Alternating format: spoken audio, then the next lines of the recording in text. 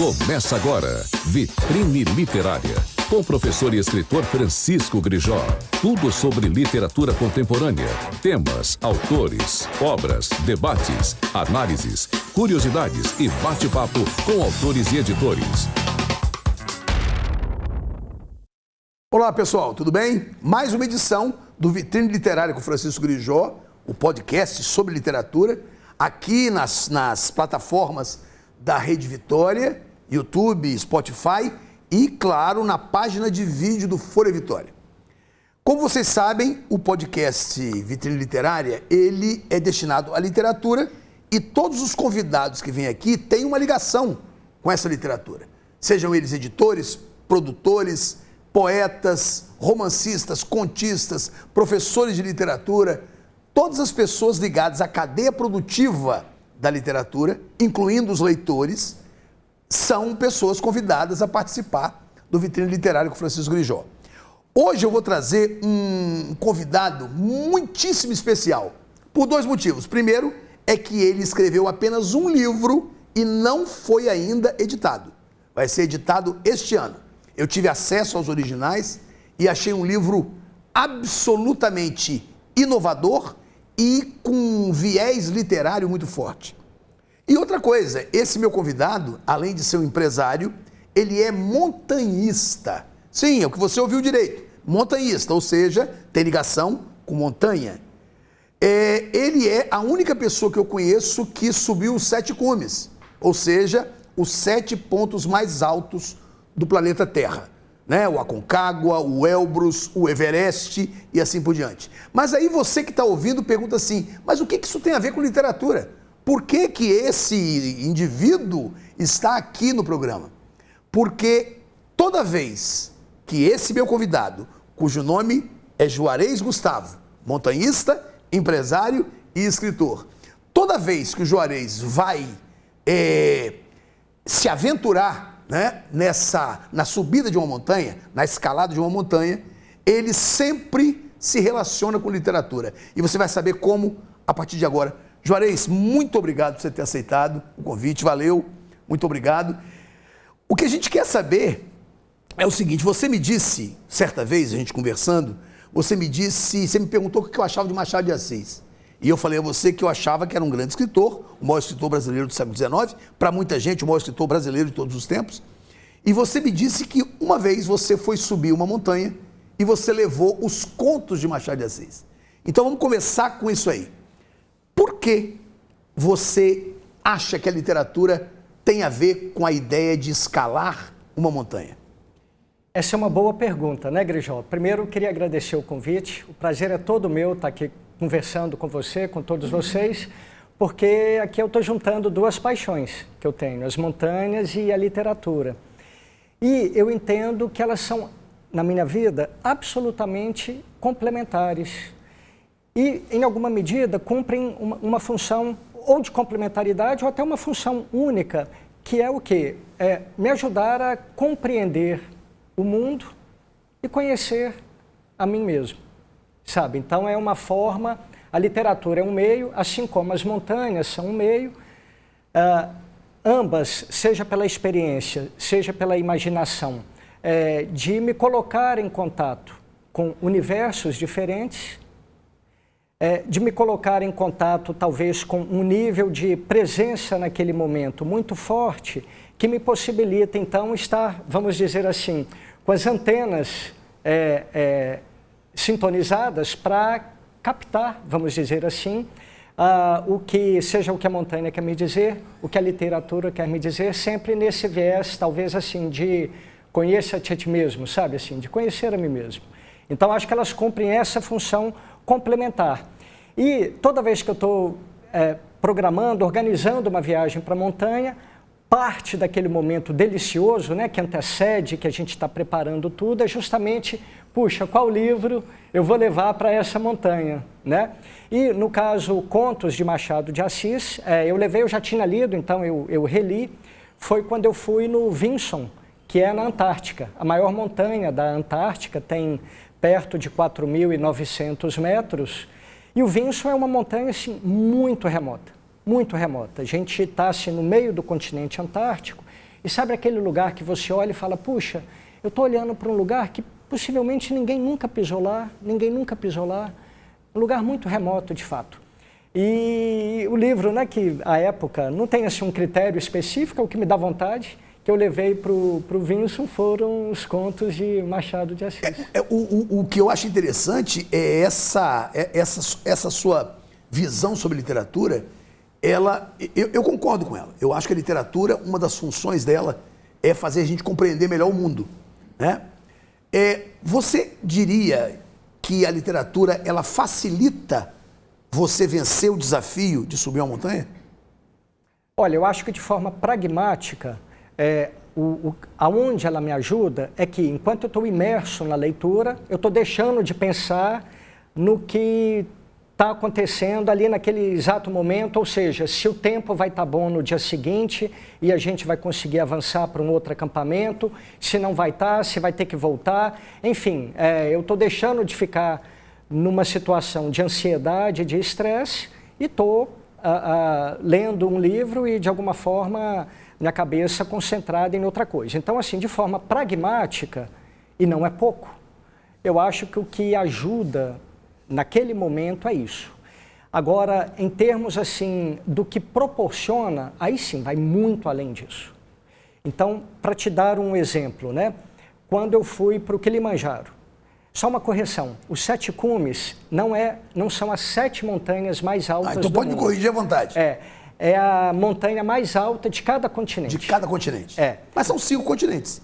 Sim, mas aí como é um projeto, né, o autor ele teve a licença poética de, por exemplo, considerar América do Norte e América do Sul. Certo.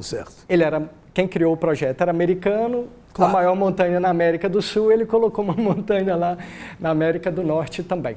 Quais são essas? Qual é a maior montanha da América do Norte? O Monte Denali, que fica no Alasca. No Alasca, claro. 6.192 metros. Aliás, as montanhas talvez seja interessante. Eu gostaria de saber. Pode falar para a gente. Vamos lá. Eu vou falar na ordem que eu as subi. Tudo bem. E até no ano também que eu as fiz. Então, em 2002, eu fui no Kilimanjaro, maior montanha da África, na Tanzânia. Em 2004, eu fiz o Aconcagua, maior montanha da América do Sul, na Argentina. Em 2008, eu fiz o Elbrus, a maior montanha da Europa, na Rússia, na parte europeia da Rússia, no Cáucaso. Então, maior montanha da Europa, Monte Elbrus. Em 2011, eu fiz o Monte Vinson, na Antártica.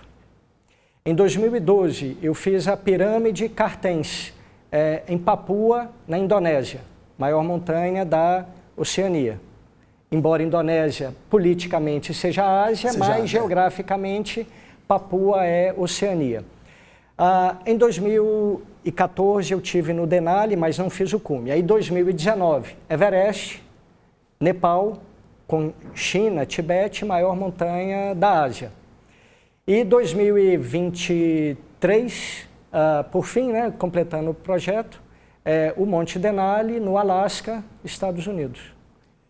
Em cada uma delas você tem uma relação com a literatura. Em cada uma, o livro fez assim uma parte absolutamente marcante da viagem. O que eu acho interessantíssimo nessa história toda não é só a questão literária, mas como que Machado de Assis, por exemplo, como Machado de Assis, ou como Mário Vargas Llosa, que você leu também, né, a Travessuras da Menina Má, você leu As Cidades Invisíveis do Calvino, sim. Né, você me falou, todos esses livros, eles não têm a função só do entretenimento e só da compreensão do mundo, porque cada um deles conta uma história diferente. Mas como é que você aproveita isso aí, literariamente, no seu livro? Bem, o livro, né, que você teve a oportunidade de ler, e eu te agradeço muito, é uma história muito pessoal, né? Então é um livro onde eu, de alguma forma, eu estou contando uma história. E é uma história, de certa forma, sobre a morte, sobre a onipresença da morte. Mas de uma perspectiva onde, de de certa forma, assim, aprender a morrer é, acima de tudo, aprender a viver, né? E a grande pergunta, talvez assim, motivadora do livro, né, que ocorreu de fato comigo quando eu tinha 45 anos, hoje eu tinha 54, em função de um evento que me ocorreu, foi como eu quero viver a segunda metade da minha vida, né? E aí, quando eu vou trazendo e contando essa história, é inevitável a pessoa que eu sou e que eu me tornei, que eu fui sendo construída nesse momento, é inevitável a presença das montanhas. E eu não consigo falar de montanha sem falar dos livros que eu li nessas montanhas. Não, e eu posso adiantar, quando o seu livro sair, as pessoas vão poder confirmar, o seu estilo é literário. Você não escreveu um texto de ficção, você não escreveu um texto de ficção, mas você utilizou recursos da literatura. As figuras de linguagem, algumas ironias, alguns elementos de humor no texto e, claro, também a questão da tragédia, etc. Quando você fala da morte, a literatura trabalha muito com a morte, né? Machado trabalha com a morte. Sim. Né? Calvino trabalha com a morte. Essa ideia, ela se perpetua naquilo que você escreve e na possibilidade da morte ao subir uma montanha? Sim. Veja que coisa curiosa. Quando a gente está fazendo toda a preparação para o Everest, que você contrata, né, uma empresa para te levar até lá, né? Então, toda a parte logística, essa empresa é que prepara. E, naturalmente, tem uma série de formulários que você tem que preencher, autorizações que você tem que dar. E uma dessas autorizações que a gente dá, um formulário que a gente preenche o que você quer que seja feito com o seu corpo, caso você morra. Que maluquice. Então, você quer que seu corpo fique na montanha, que ele seja resgatado e cremado, que seja transportado para o Brasil. Isso é literário. Eu acho isso literário. E com uma ressalva, caso isso ocorra nas partes baixas da montanha, porque na parte alta do Everest você não tem como fazer esse resgate do corpo. O corpo necessariamente vai ficar lá. Isso acontece em outras montanhas? Em montanhas acima de 8.000 metros, especialmente, onde você tem uma dificuldade muito grande de mobilização por conta do ar rarefeito e tudo mais, isso é mais comum. E, claro, montanhas muito técnicas, onde eventualmente a pessoa, por exemplo, caiu numa fenda, caiu numa greta, ela não é nem encontrada, seu corpo não é nem encontrado. Ou se ela é varrida por uma avalanche, eventualmente seu corpo também não vai ser nem encontrado. Mas nos casos, né, onde há uma morte e o corpo está lá, em montanhas acima de 8.000 metros, não é incomum que o corpo permaneça na montanha quando isso ocorre nas partes mais altas dela. E quando é que você vai se aventurar na literatura a contar uma história em que haja essa situação? Porque é interessantíssimo. Eu só comecei a ter contato de interesse, só comecei a me interessar pela ideia do Everest e das outras montanhas, depois que eu conheci você e depois que eu li seu livro. E eu acredito que a grande maioria dos leitores que eu conheça e que eu conheço não tem informação sobre isso. Quando é que você vai se aventurar? Porque você tem um grande assunto em mãos. Tem, né, digamos, um manancial aí de experiências, né, que poderiam eventualmente ser compartilhadas em diversos aspectos e sobre várias visões aí, talvez. Eu confesso assim que eu nunca pensei especificamente em trazer, em construir um outro livro, talvez detalhando isso né, dessa maneira. Eu tenho alguns outros planos de escrever, porque eu gosto de escrever. Então, você tem, na montanha, da mesma forma que eu leio sempre um livro, eu sempre volto dela com um diário de bordo. E esse diário de bordo foi curioso, porque nessa primeira montanha, o Kilimanjaro, eu falava, puxa, o pessoal viaja para a montanha, faz um diário de bordo, mas como é que eu vou escrever um diário? É querido diário, né? Assim, como é que eu vou escrever um diário? E aí, eu tinha, Davi, meu filho mais velho, tinha 1 ano. Aliás, tinha 2 anos quando eu fui para o Kilimanjaro. E aí eu comecei a escrever esse diário em formato de carta para os meus filhos. Depois o João nasceu, de maneira que eu escrevia falando deles, do momento de vida que eles estavam, do meu amor por eles. Falava da montanha, olha, eu estou no acampamento tal, hoje está frio, não está frio, a gente comeu alguma coisa, ou seja, dava aquelas informações de diário e falava do meu sentimento, do que eu estava sentindo, do medo que eu estava sentindo. E aí que certamente entrou a parte literária da coisa. Então essas cartas estão aí, estão escritas para eles, né, manuscrito, e uma hora eu entrego isso para eles, ou quem sabe, né, no transformo isso também no livro, quem sabe. Mas a gente falava um pouco do Kilimanjaro ali atrás, só para te dar um exemplo assim, de como é entrelaçado a montanha com a literatura na vida de um montanhista que se propõe a isso, né? Ele tem que se propor a isso, né? Porque, creio eu, se eu estiver errado, você vai me corrigir, é uma prática a leitura de textos literários enquanto não se sobe a montanha pelas outras pessoas? Não é incomum, não é incomum. Eu vejo muitas pessoas lendo, ainda mais hoje com a facilidade de você levar um tablet, certo, né?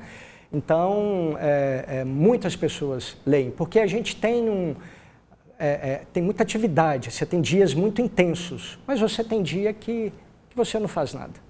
E você precisa tirar sua mente daquela situação, de ficar pensando nas questões que você não controla ali na montanha. E talvez a melhor maneira para isso seja ler um livro ou escrever um diário. Então não é incomum que isso aconteça, sabe? Mas por que a literatura? Por que não um texto de autoajuda, ou um texto sobre guerra, ou um texto de ficção, um texto sobre religião? Não, por que literatura especificamente? Não, isso tem todo tipo de leitura. Tem todo tipo de leitura. Então, tem pessoas que realmente vão levar um livro, uma biografia, né? Eu mesmo, uma das montanhas, eu levei um livro que tratava, era um livro mais acadêmico, assim, também. Então, não necessariamente as pessoas que estão lá estão lendo literatura. Estão lendo alguma coisa, mas não necessariamente uma literatura. Você, uma vez a gente conversando, você me falou que quando você subiu uma determinada montanha, eu não me lembro qual,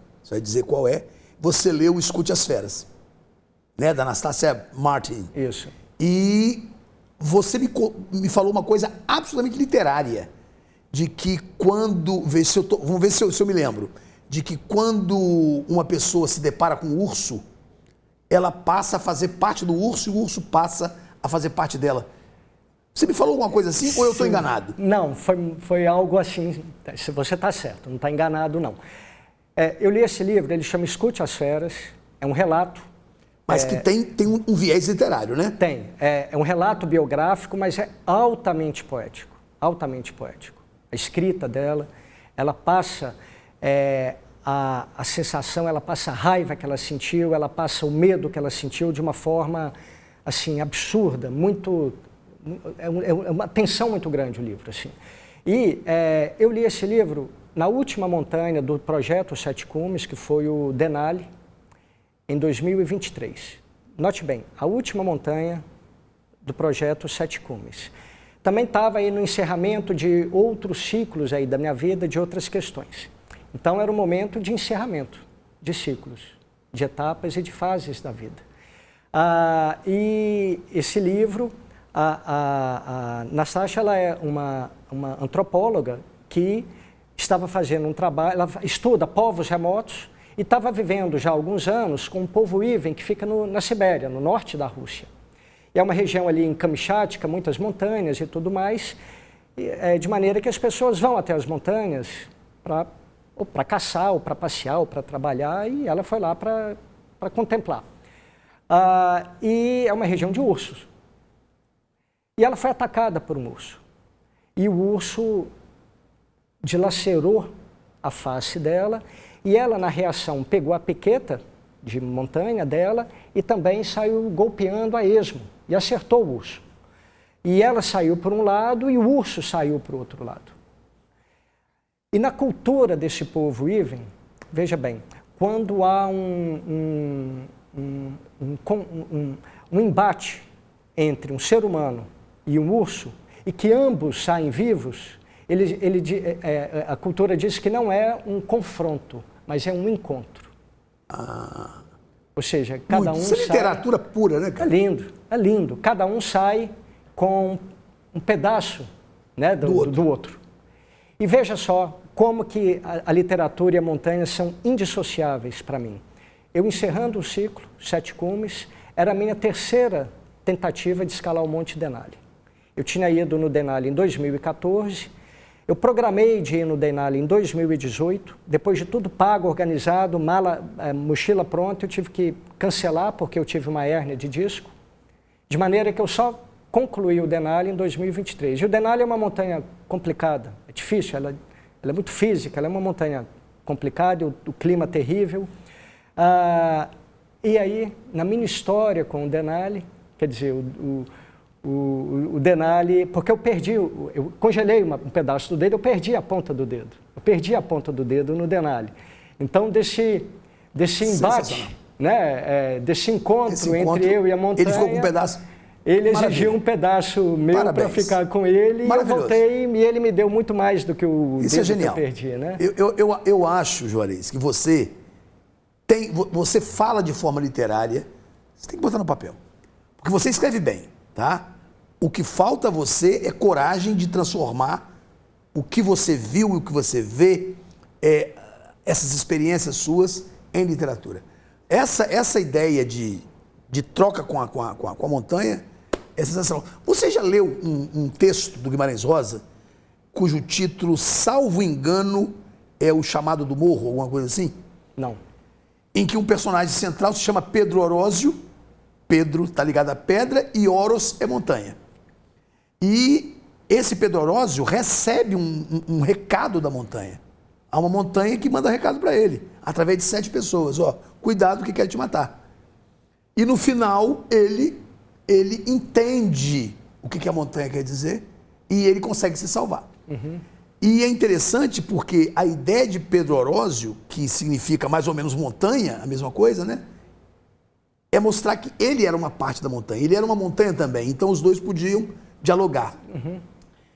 Guimarães Rosa, claro, ninguém aqui está querendo se comparar a Guimarães Rosa, mas ele usou essa ideia de uma forma brilhante. Essa ideia sua de troca com a montanha, isso é literário, cara. Acho que você pode e deve entrar por esse caminho, mas aí é uma questão pessoal.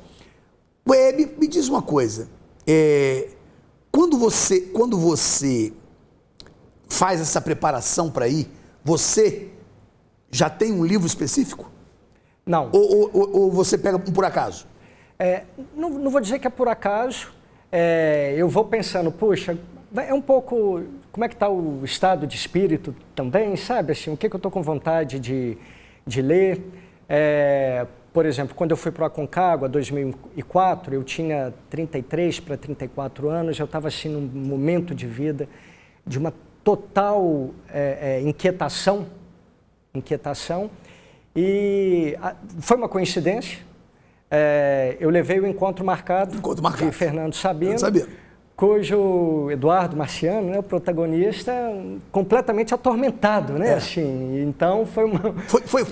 Foi coincidência? Foi coincidência, mas como que eu cheguei até o encontro marcado?